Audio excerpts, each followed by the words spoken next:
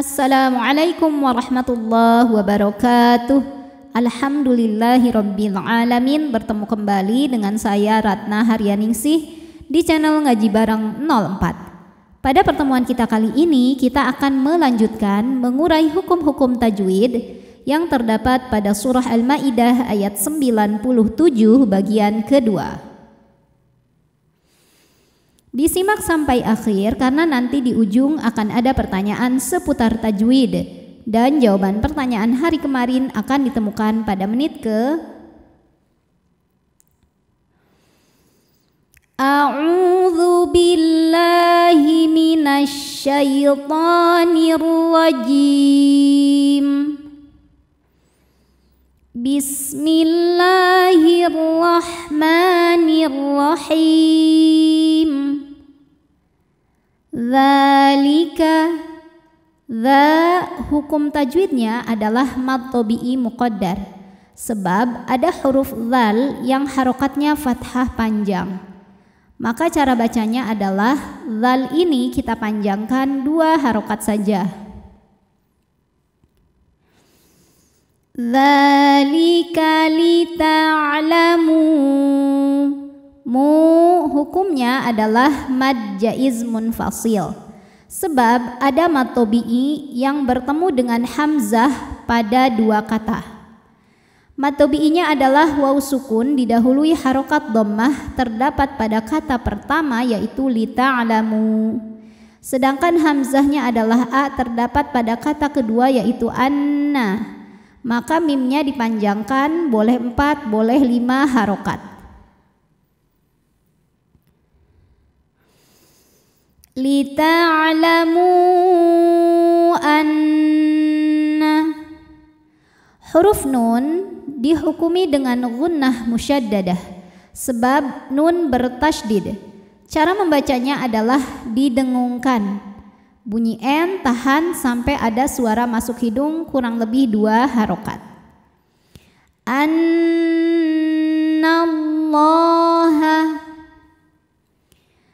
Lam pada lafaz Allah atau lam jalalah dibunyikan secara tafkhim sebab harokat huruf sebelumnya yaitu fathah, maka dibacanya ditebalkan. Annallaha. Alif lamnya dinamakan dengan alif lam syamsiyah sebab alif lam menghadapi huruf syamsiyah yaitu huruf lam. Cara membacanya adalah alif lam tidak kita baca atau biasa disebut dengan idgham syamsi. Annallaha. Hukum tajwidnya adalah mad tabi'i muqaddar sebab ada huruf lam yang harokatnya fathah berdiri atau fathah panjang. Cara membunyikannya adalah lamnya ini dipanjangkan 2 harokat saja. Annallaha ya'lamu ma hukumnya adalah mad tabi'i zahiri sebab ada alif yang sebelumnya berharokat fathah. Maka cara bacanya mim dipanjangkan 2 harokat. Ma fi jika berhenti hukumnya mad tabi'i karena huruf ini adalah huruf ya sukun. Ya sukun didahului harokat kasrah ya, maka panjang 2 harokat fi. Namun panjangnya hanya saat berhenti. Kalau diwasolkan madnya ini gugur, fi-nya jadi pendek, fis. Namanya takhallus bil hadzfi. Kenapa jadi pendek? Karena di sini ada pertemuan 2 huruf sukun. Di mana sukun pertama adalah ya sukun, sukun kedua adalah sin sukun. Sukun bertemu sukun tidak bisa dibaca sehingga sukun pertama dilepaskan. Fis jadi pendek kalau wasal. Mafis. Alif lamnya dinamakan dengan alif lam syamsiyah sebab alif lam menghadapi huruf syamsiyah yaitu sin. Maka alif lam tidak kita baca atau disebut dengan idgham syamsi. Ma fis sama. Ma hukumnya adalah mad tabi'i muqaddar, sebab mim berharokat fathah berdiri. Cara membacanya adalah mim dipanjangkan 2 harokat.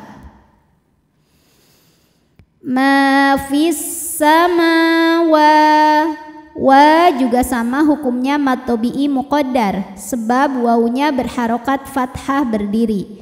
Cara membacanya sama kayak mim, dipanjangkan cukup 2 harokat. Ma fis samawati wa ma ini juga sama hukumnya mad tabi'i, cuman mad tabi'inya mad tabi'i zahiri. Kelihatan alifnya ya. Ada alif didahului harokat fathah. Cara membacanya dipanjangkan mimnya 2 harokat.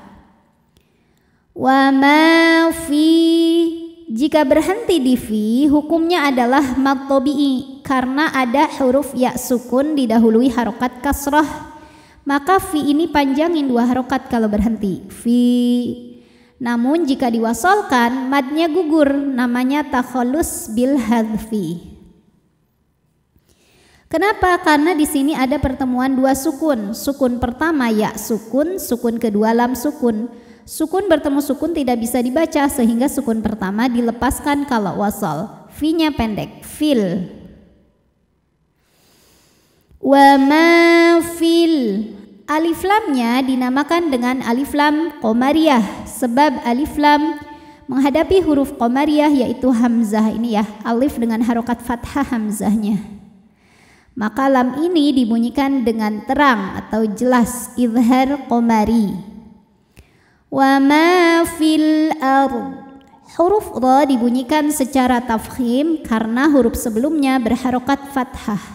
Maka dibacanya tebal. Ketika berhenti di sini bod harus tetap terbaca tapi tidak memantul ya, jadi bukan arde atau ardo bukan ya, tapi ard. Kemudian di atasnya ada tanda waqaf lam alif atau tanda waqaf adamul waqfi, waqaf mamnu yang artinya dilarang berhenti. Apabila berhenti karena terpaksa maka kita dianjurkan untuk mengulang beberapa kalimat sebelumnya.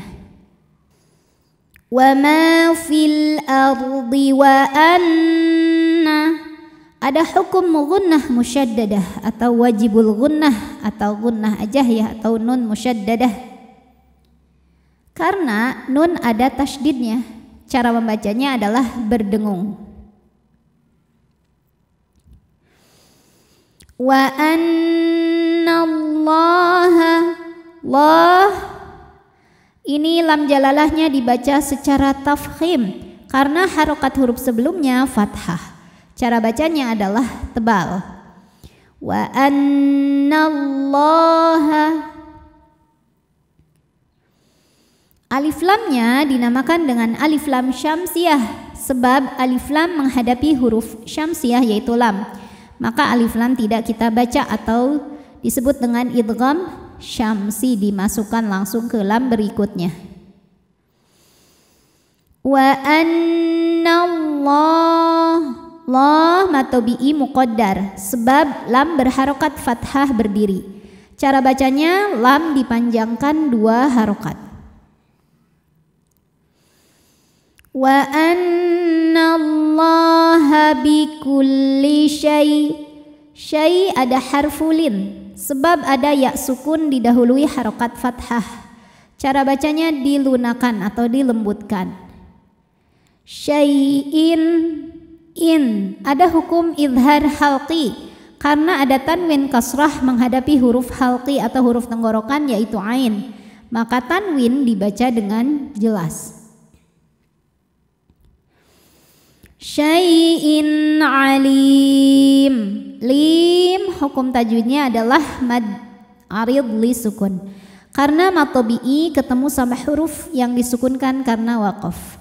Mad tabi'inya ya sukun didahului harokat kasrah, kemudian huruf yang disukunkannya adalah huruf mim ya. Maka lamnya dipanjangkan, boleh 2, boleh 4, boleh 6 harokat.